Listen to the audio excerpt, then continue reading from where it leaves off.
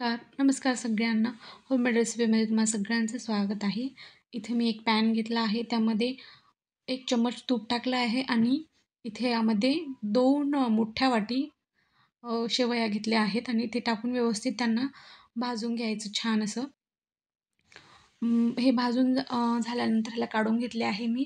मग त्याच पॅनमध्ये थोडंसं तेल, अगदी 1 चम्मच तेल टाकलेलं आहे आणि जिरे, राई, अ, हिरवी मिरची, कांदा, टमॅटो आणि इथं कॅप्सिकम हे सगळं टाकून व्यवस्थित मिक्स करायचं.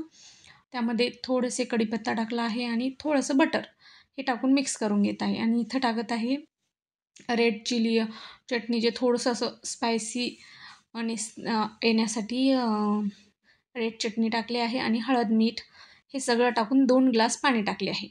मग यामध्ये टाकत आहे मॅगी मसाला. मॅगी मसाल्याने थोडी छान अशी चव लागते. त्यामुळे एक पॅकेट पूर्ण टाकले आहे. मग ह्यामध्ये ग्रीन वाटाणे होते माझ्याकडे, ते पण टाकले. एक उकळी आली ना, आपण जे भाजून ठेवलं होतं शेवया, ते टाकून घ्यायचे ह्यामध्ये आणि ह्याला टाकून व्यवस्थित असे मिक्स करायचं आणि एक वाफ घ्यायची झाकण ठेवून. मस्त एक वाफ घेतलं ना, छान अशी तयार होते आपली शेवया मॅगी किंवा शेवयाचा उपमा आणि वरून थोडीशी चीज आणि कोथिंबीर टाकून याला मस्त असं खायचं. रेडी आहे आपली होममेड मॅगी किंवा शेवयाचा उपमा. तुमच्या तिकडे काय म्हणतात ह्याला, मला नक्की कमेंटमध्ये कळवा आणि तुम्हाला जर हा व्हिडिओ आवडला असेल तर नक्की सबस्क्राईब करा. थँक